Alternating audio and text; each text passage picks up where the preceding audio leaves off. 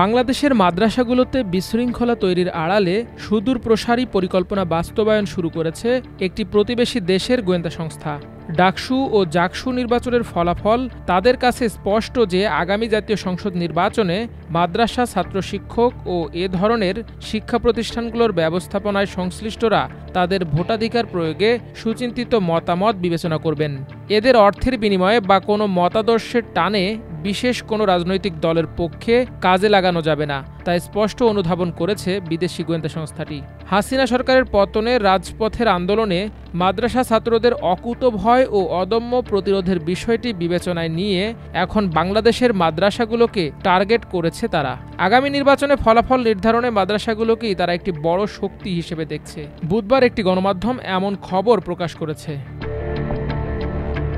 ওই প্রতিবেদনে বলা হয়েছে, প্রশাসনিক বিশ্ববিদ্যালয় হিসেবে দেশের অন্তত ১৭০০ মাদ্রাসার ব্যবস্থাপনা দেখভাল করে ইসলামী আরবি বিশ্ববিদ্যালয়। তাই প্রথম টার্গেট হিসেবে বেছে নেওয়া হয়েছে এই প্রতিষ্ঠানটিকে। মাদ্রাসা কেন্দ্রিক ব্যাপক নিয়োগ বাণিজ্যে আওয়ামী শাসনামলে নিয়োগকৃত ব্যক্তি, গোষ্ঠী স্বার্থে জড়িত সংগঠনের নেতা থেকে শুরু করে প্রশাসনের অভ্যন্তরে বাম রাজনীতির ধারার কর্মকর্তা ছাড়াও একটি প্রধান রাজনৈতিক দলের ২ জন শীর্ষ নেতা এবং একটি জাতীয় দৈনিকের সম্পাদকের মাধ্যমে গড়ে ওঠা চক্র ইসলামী আরবি বিশ্ববিদ্যালয় নিয়ে ষড়যন্ত্রে মেতেছে। ওই ২ জন রাজনৈতিক নেতার একজন অপহরণের শিকার হওয়ার পর ভারতের শিলংয়ে বেশ কয়েক বছর অবস্থান করেন। আরেক শীর্ষ নেতা শ্রমিক আন্দোলনের সাথে দীর্ঘদিন সম্পৃক্ত ছিলেন। তাদের নেতৃত্বে এ চক্রটি বিভিন্ন মাদ্রাসা সফর করে অনেকটা বিভেদ সৃষ্টিতে তৎপর হয়ে উঠেছে।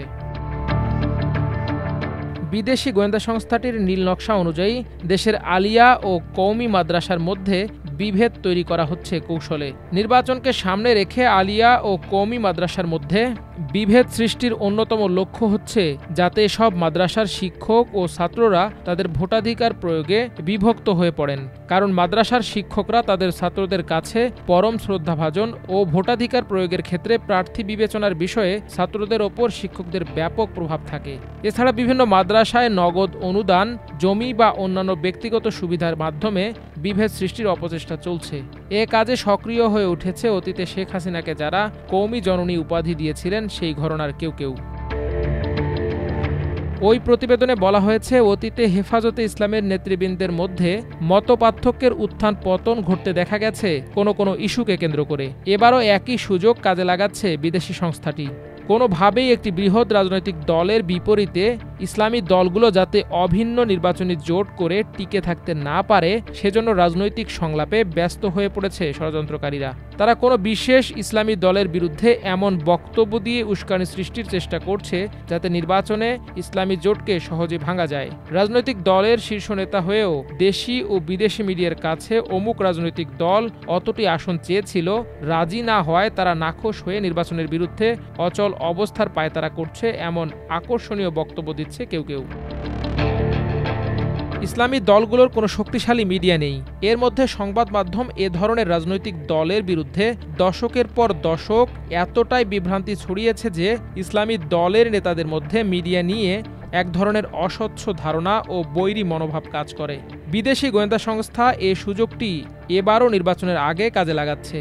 ডাকসু ও জাকসু নির্বাচনে ইসলামী ছাত্র শিবির কেন এত ভোট পেল সেই রহস্য খুঁজে পেতে মিডিয়াগুলো কৌশলে স্বাধীনতা যুদ্ধে ভূমিকা, শরিয়া আইন, ক্ষমতায় এলে কিভাবে দেশ পরিচালনা করা হবে, নানান প্রশ্ন ছুড়ে কৌশলে ইসলামী দলগুলোর মধ্যে বিভেদ ছড়াচ্ছে।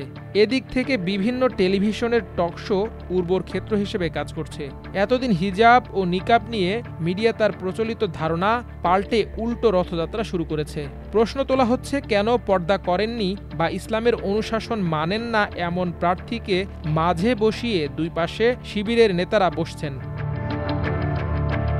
ওই প্রতিবেদনে বলা হয়েছে, একটি বৃহৎ রাজনৈতিক দলের নেতারা হেফাজতে ইসলামের নেতাদের কাছে যাচ্ছেন। তারা সলা পরামর্শ করছেন, লক্ষ্য একটাই, নির্বাচনে তারা হেফাজতের সমর্থন চান। কিন্তু বাংলাদেশের মানুষ সাক্ষী আছে, আপোষহীন নেত্রীর উদাত্ত আহ্বানের পরও শাপলা চত্বরে ২০১৩ সালের ৫ মে হেফাজতে ইসলামের পাশে এসে দাঁড়াননি এই বৃহৎ দলের নেতাকর্মীরা। অনেক রাজনৈতিক বিশ্লেষক মনে করেন, ওই বৃহৎ রাজনৈতিক দলের নেতাকর্মীরা নেত্রীর আহ্বানে সাড়া দিয়ে হেফাজতের নেতাকর্মীর পাশে দাঁড়ালে তাদের পাখির মতো গুলি করে মারা সম্ভব হতো না, বরং রাজনৈতিক পট পরিবর্তন বা ইতিহাস পাল্টে যেত। প্রশ্ন উঠেছে, আগামী নির্বাচনকে সামনে রেখে বৃহৎ এই রাজনৈতিক দলের কাছে হেফাজতে ইসলাম এখন কি ফের স্বর্ণের হরিণ হয়ে দাঁড়িয়েছে? তাদের ধারণা, আগামী নির্বাচনের ফলাফলে একটি বিরাট পার্থক্য সৃষ্টি করতে পারে এই ধাবমান স্বর্ণের হরিণ।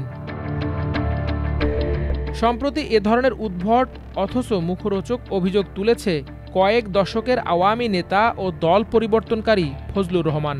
তার দাবি, বিশ্ববিদ্যালয়গুলোতে আলিয়া মাদ্রাসার ছাত্রদের শিক্ষার সুযোগ করে দিয়ে শেখ হাসিনা সর্বনাশ করেছেন। বিশ্ববিদ্যালয়গুলো ভরে যাচ্ছে মাদ্রাসা ছাত্রদের দিয়ে, অথচ যোগ্যতা ও মেধা দিয়ে মাদ্রাসা ছাত্ররা যে শিক্ষার সুযোগ কাজে লাগিয়ে দেশের সৎ নাগরিক হিসেবে গড়ে উঠছেন, নৈতিকতার দিক থেকে দেশকে এগিয়ে নিয়ে যাচ্ছেন, সেদিক থেকে দৃষ্টি সরাতেই এ ধরনের অপপ্রচার করা হচ্ছে। এ ধরনের অপপ্রচার ও সামগ্রিক মাদ্রাসা শিক্ষা সম্পর্কে মানুষের মনকে বিষিয়ে তুলতে তাদের বিপরীত মতাদর্শের ভোটারদের নির্বাচনে সৎ ও যোগ্য প্রার্থীকে ভোট দেওয়ার ক্ষেত্রে বাধা সৃষ্টির অপকৌশল হিসেবেই করা হচ্ছে। মাল্টিমিডিয়া ডেস্ক, আমার দেশ।